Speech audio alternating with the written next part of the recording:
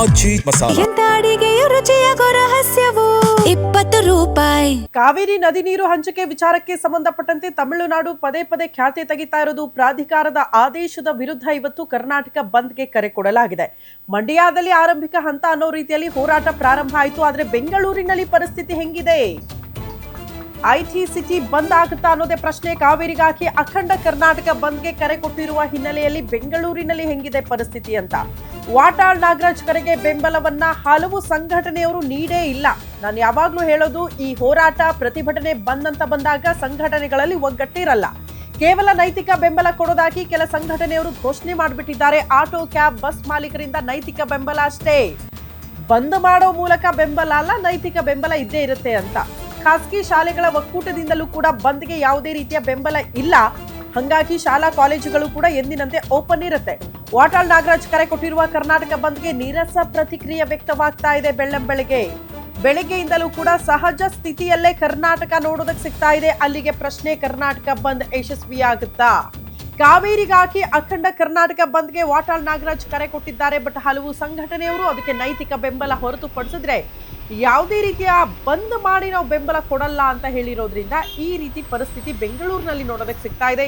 ಬೆಂಗಳೂರಿನಲ್ಲಿ ಯಥಾವತ್ತಾಗಿ ಎಂದಿನಂತೆ ಬಸ್ಗಳ ಓಡಾಟ, ಜನರ ಸಂಚಾರ, ಶಾಲಾ ಕಾಲೇಜುಗಳು ಓಪನ್ ಇದೆ. ಹಾಗಾಗಿ ಆಟೋ, ಕ್ಯಾಬ್, ಟ್ಯಾಕ್ಸಿ ಎಲ್ಲವೂ ಕೂಡ ಓಡಾಡ್ತಾ ಇರೋದ್ರಿಂದ ಎಂದಿನಂತೆ ಪರಿಸ್ಥಿತಿ ಬೆಂಗಳೂರಿನಲ್ಲಿ ನೋಡೋದಕ್ಕೆ ಸಿಗ್ತಾ ಇದೆ. ಆದರೆ ಸ್ವಲ್ಪ ವಿರಳ ಇರಬಹುದು ವಾಹನ ಸಂಚಾರದಲ್ಲಿ, ಆದರೆ ಯಥಾವತ್ತಾಗಿ ಬೆಂಗಳೂರು ನೋಡೋದಕ್ಕೆ ಸಿಗ್ತಾ ಇದೆ.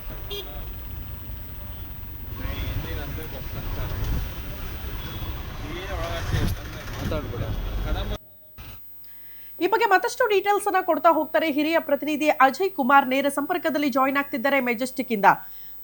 ಅಜಯ್, ಇಡೀ ಬೆಂಗಳೂರು ಬಂದ್ ಆಗಿದೆ ಅಂತ ತಿಳ್ಕೊಳ್ಬೇಕು ಅಂದ್ರೆ ಮೆಜೆಸ್ಟಿಕ್ ಹೋಗ್ಬೇಕು. ಯಾಕಂದ್ರೆ ಮೆಜೆಸ್ಟಿಕ್ ಅಲ್ಲಿ ಬಸ್ ಸಂಚಾರ ಮತ್ತು ಜನರ ಸಂಚಾರ ಹೆಂಗಿದೆ ಅಂತ ನೋಡಿದ್ರೆ ಒಂದು ಅಂದಾಜು ಸಿಗುತ್ತೆ ಇದು ಬಂದ್ ಯಶಸ್ವಿ ಆಗುತ್ತಾ ಇಲ್ವಾ ಅಂತ. ಸೊ ಸದ್ಯಕ್ಕೆ ಮೆಜೆಸ್ಟಿಕ್ ನಲ್ಲಿ ಪರಿಸ್ಥಿತಿ ಹೆಂಗಿದೆ? ಜನರ ಓಡಾಟ, ಬಸ್ಗಳ ಸಂಚಾರ ಯಾವುದೇ ರೀತಿಯ ಬದಲಾವಣೆ ಇಲ್ವಾ ಅಥವಾ ಬಂದ್ ಆಗಿದೆಯಾ?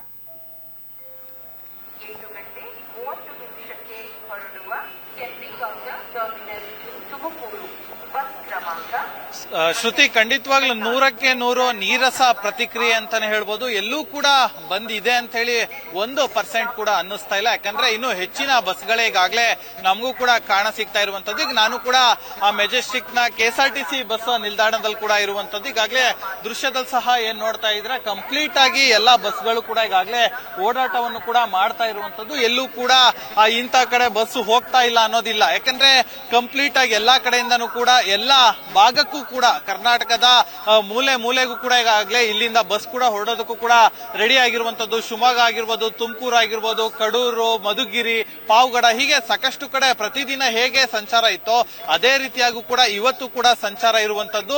ಇನ್ನು ಆ ಕಡೆ ಭಾಗದಲ್ಲೂ ಕೂಡ ಇನ್ನೊಂದು ಬಸ್ ನಿಲ್ದಾಣ ಇರುವಂತದ್ದು, ಅಂದ್ರೆ ಉತ್ತರ ಕರ್ನಾಟಕಕ್ಕೆ ಹೋಗುವಂತ ಬಸ್ ನಿಲ್ದಾಣ. ಅಲ್ಲೂ ಕೂಡ ಬಹುತೇಕವಾಗಿ ಎಲ್ಲಾ ಕಡೆನೂ ಕೂಡ ಬಸ್ ಹೋಗ್ತಾ ಇದೆ. ಇನ್ನು BMTC ಬಸ್ ವಿಚಾರಕ್ಕೆ ಬರೋದಾದ್ರೆ ಅಲ್ಲೂ ಕೂಡ ಪ್ರತಿದಿನ ಎಂದಿನಂತೆ ಯಾವ ರೀತಿಯಾಗಿತ್ತೋ ಅದೇ ರೀತಿಯಾಗಿ ಸಂಚಾರ ಇರುವಂತದ್ದು.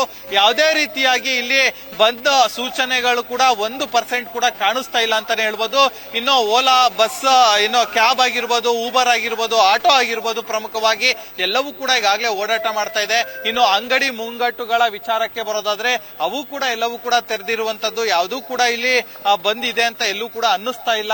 ಸೊ ಹೀಗಾಗಿ ಬಂದು ನಿಜಕ್ಕೂ ಕೂಡ ಇವತ್ತು ನೀರಸ ಪ್ರತಿಕ್ರಿಯೆ ಅಂತಾನೆ ಹೇಳ್ಬೋದು. ಯಾಕಂದ್ರೆ ಈಗಾಗಲೇ ಮಳೆ ಬಂದಿರುವಂತದ್ದು, ಡ್ಯಾಮ್ ಕೂಡ ತುಂಬಿದೆ, ಅಲ್ಲೂ ಕೂಡ ನೀರು ಬಿಟ್ಟಿದ್ದಾರೆ. ಅದೆಲ್ಲವೂ ಕೂಡ ಮುಗ್ದೋಗಿರುವಂತ ವಿಚಾರ.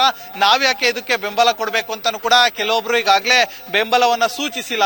ಇನ್ನು ಬಲವಂತವಾಗಿ ಎಲ್ಲೂ ಕೂಡ ಏನು ಅಂಗಡಿ ಮುಂಗಟ್ಟುಗಳನ್ನಾಗಿರ್ಬೋದು, ಬಸ್ಗಳನ್ನ ಆಗಿರ್ಬೋದು ಯಾವುದೂ ಕೂಡ ತಡಿಬಾರ್ದು ಅನ್ನೋ ಒಂದು ಆದೇಶವನ್ನು ಕೂಡ ಈಗಾಗಲೇ ಕಮಿಷನರ್ ಕೂಡ ಹೇಳಿರುವಂತದ್ದು. ಇನ್ನು ಆಯಾ ಪೊಲೀಸ್ ಠಾಣಾ ವ್ಯಾಪ್ತಿಯಲ್ಲಿ ಏನು ಪೊಲೀಸ್ ಏನು ಇನ್ಸ್ಪೆಕ್ಟರ್ ಏನಿರ್ತಾರೆ ಅವರ ನೇತೃತ್ವದಲ್ಲೇ ಈಗಾಗಲೇ ಏನು ಕಂಪ್ಲೀಟ್ ಆದಂತಹ ಏನು ರೌಂಡ್ಸ್ ಅಲ್ಲಿ ಇರಬೇಕು. ಎಲ್ಲೂ ಕೂಡ ಯಾವುದೇ ರೀತಿಯಾದಂತಹ ಅಹಿತಕರ ಘಟನೆ ನಡೀಬಾರ್ದು ಅನ್ನೋ ಒಂದು ಉದ್ದೇಶದಿಂದಾಗಿ ಪ್ರತಿಯೊಂದು ಕಡೆನೂ ಕೂಡ ಬಿಗಿ ಬಂದೋಬಸ್ತ್ ಅನ್ನು ಕೂಡ ಈಗಾಗಲೇ ಮಾಡಲಾಗಿರುವಂತದ್ದು. ಸೊ ಹೀಗಾಗಿ ಇನ್ನು ಕೇವಲ ತಮಿಳುನಾಡು ಬಸ್ ಏನಿದೆ ಅದನ್ನು ಮಾತ್ರ ಕೆಲವು ಹೊತ್ತು, ಅಂದ್ರೆ ಕೆಲವು ಗಂಟೆಗಳ ಕಾಲ ಮಾತ್ರ ಇಲ್ಲಿ ಏನು ಹೋಗಬೇಡಿ ಅನ್ನೋ ಒಂದು ಸೂಚನೆಯನ್ನು ಕೂಡ ಕೊಟ್ಟಿದ್ದಾರೆ. ಯಾಕಂದ್ರೆ ಕಲ್ಲು ತೂರಾಟ ಆಗುವಂತದ್ದಾಗಿರ್ಬೋದು, ಮತ್ತೆ ಬಸ್ ಅನ್ನ ತಡೆ ಹಿಡಿಯೋದಂತ ಆಗಿರ್ಬೋದು, ಮತ್ತೆ ಚಾಲಕರು ಮತ್ತೆ ಅಲ್ಲಿರುವಂತಹ ಕಂಡಕ್ಟರ್ಗೆ ಏನು ಹಲ್ಲೆ ಮಾಡುವಂತದ್ದಾಗಿರ್ಬೋದು, ಈ ರೀತಿಯಾದಂತಹ ಘಟನೆ ಆಗುತ್ತೆ ಅನ್ನೋ ಒಂದು ಉದ್ದೇಶದಿಂದಾಗಿ ಆ ತಮಿಳುನಾಡು ಬಸ್ ಏನಿದೆ ಅದನ್ನು ಮಾತ್ರ ಇಲ್ಲಿ ತಡೆ ಹಿಡಿಯುವಂತ ಕೆಲಸಕ್ಕೆ ಮಾತ್ರ ಮುಂದಾಗಿದ್ದಾರೆ. ಅದು ಕೂಡ ಪ್ರಮುಖವಾಗಿ ಮೆಜೆಸ್ಟಿಕ್ ಇಂದ ಮತ್ತೆ ಸ್ಯಾಟಲೈಟ್ ಇಂದ. ಯಾಕಂದ್ರೆ ಇಲ್ಲಿಂದಾನೇ ಬಹುತೇಕವಾಗಿ ತಮಿಳುನಾಡು ಕಡೆಗೆ ಬಸ್ ಸಂಚಾರ ಇರುವಂತದ್ದು. ಸೊ ಹೀಗಾಗಿ ಆ ಒಂದು ನಿಟ್ಟಿನಲ್ಲಿ ಅವರಿಗೆ ಮಾತ್ರ ಈಗಾಗಲೇ ಕೇವಲ ಒಂದು ಸೂಚನೆಯನ್ನ ಕೊಟ್ಟಿದ್ರೆ ಒಂದು 10-11 ಗಂಟೆಯ ನಂತರದಲ್ಲಿ ನೀವು ಸಂಚಾರ ಮಾಡಬಹುದು, ಅವಾಗ ನಾವು ಕೂಡ ಏನೋ ನಿಮಗೆ ಹೋಗೋದಕ್ಕೆ ಪರ್ಮಿಷನ್ ಅನ್ನ ಕೊಡ್ತೀವಿ ಅಂತಾನು ಕೂಡ ಹೇಳಿದ್ದಾರೆ. ಸೊ ಹೀಗಾಗಿ ಅವರು ಕೂಡ ಅದಕ್ಕೋಸ್ಕರ ಕಾಯ್ತಾ ಇದ್ದಾರೆ. ಯಾಕಂದ್ರೆ ಯಾವುದೇ ರೀತಿಯಾಗಿ ಲಾ ಅಂಡ್ ಆರ್ಡರ್ ಇಶ್ಯೂ ಆಗಬಾರ್ದು ಅನ್ನೋ ಒಂದು ಉದ್ದೇಶದಿಂದಾಗಿ.